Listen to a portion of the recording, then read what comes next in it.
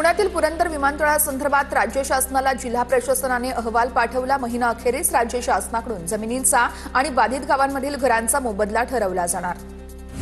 सरकारी कार्यालयांनी तब्बल 1800 कोटी 33 लाख रुपयांचा मालमत्ता कर थकवला। अनेक सरकारी संस्थांकडून कर भरण्यास टाळाटाळ केली जाते। मुंबई महापालिकेचं हजारो कोटींचं नुकसान।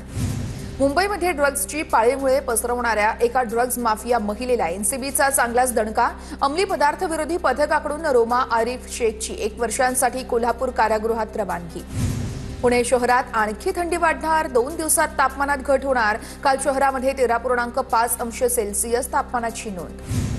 शुक्रवार आणि शनिवारी मुंबईच्या घाटकोपर, कुर्ला, चेंबूर आणि माटुंगामध्ये पाणीपुरवठा बंद असणार।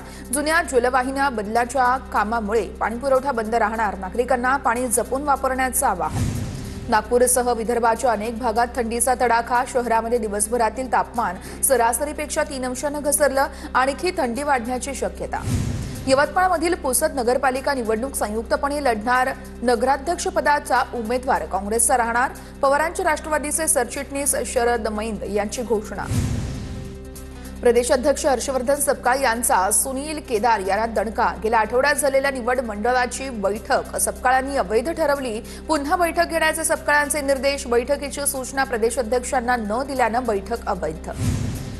न्यायालयीन कार्यवाहीचे थेट प्रक्षेपण करण्यासंदर्भात मुंबई उच्च न्यायालयाकडून नोटीस जारी। संबंधित खंडपीठाच्या न्यायमूर्तींच्या संमतीशिवाय थेट प्रक्षेपण करता येणार नाही। उच्च न्यायालयाचे निर्देश। रोहित आर्याच्या कथित बनावट चकमकीची सीबीआय चौकशीच्या मागणीची याचिका मुंबई हायकोर्टाकडून दाखल करून घेण्यास नकार। न्यायमूर्ती गडकरी आणि न्यायमूर्ती भोसलेंनी मागणी फेटाळली। ॲडव्होकेट नितीन सातपुते यांच्याद्वारे शोभा बुद्धिवंत यांनी ही याचिका दाखल केली होती। पुण्याचे जिल्हाधिकारी जितेंद्र डोडी यांची शेतकऱ्यांसोबत बैठक। पीएमआरडी अंतर्गत होणाऱ्या रिंग रोड मोजणीला आणि जंक्शनला स्थानिक शेतकऱ्यांचा विरोध दर्शवल्यानंतर बैठक घेण्यात आली। जिल्हाधिकाऱ्यांकडून शेतकऱ्यांच्या सर्व मागण्या मान्य करण्याचं आश्वासन। राज्य शासनाने स्थापन केलेली त्रिभाषा धोरण समिती उद्या पुणे जिल्ह्याच्या दौऱ्यामध्ये शिक्षण तज्ज्ञ, विचारवंत शिक्षकांचा समावेश असणार। नरेंद्र जाधव यांच्या अध्यक्षतेखाली समितीची स्थापना। राज्यातील सर्व मच्छीमारांना मिळणार क्यूआर कोड असलेले आयडी कार्ड। खोल समुद्रात मासेमारीसाठी जाणाऱ्यांसाठी केंद्राकडून नव्या नियमांची अधिसूचना जारी। पश्चिम रेल्वे प्रशासन 15 स्थानकांच्या सौंदर्यीकरणाचं काम हाती घेणार। स्थानकांच्या आवारातील भिंतींवर सुंदर चित्र रेखाटली जाणार। साताऱ्याच्या फलटणमधील जिंती गावात जितोबा काळभैरव जन्मोत्सवाचा सोहळा संपन्न। जितोबा मंदिरात हजारो पणत्या लावून दीपोत्सव साजरा। ड्रोनच्या माध्यमातून टिपली आहेत दृश्य। यवतमाळच्या एसटीच्या विभाग नियंत्रक कार्यालयावरती एसटीच्या महिला कर्मचाऱ्यांची धडक। दारव्हा आगारातील व्यवस्थापकाने हेतुपुरस्पर त्रास दिल्यानं महिला कर्मचारी चांगल्याच आक्रमक। तक्रारीकडे 5 महिन्यांपासून दुर्लक्ष केल्याचाही आरोप। मुंबईच्या सीएसएमटी स्थानकातील आंदोलनामुळे 2 प्रवाशांचा मृत्यू झाल्यानंतर 10वीच्या परीक्षेचे अर्ज विलंब शुल्कासह भरण्यास 17 नोव्हेंबरपर्यंत मुदतवाढ। एसएससीच्या संकेतस्थळावरून अर्ज ऑनलाईन पद्धतीने भरता येणार। दरम्यान पुन्हा मुदतवाढ देण्यात येणार नसल्याचं मंडळाकडून स्पष्ट। आरोग्यमंत्री प्रकाश आंबेडकर यांनी नव्याने बांधण्यात येत असलेल्या ठाणे जिल्हा रुग्णालयाची पाहणी केली। लवकरच पार पडणार लोकार्पण सोहळा।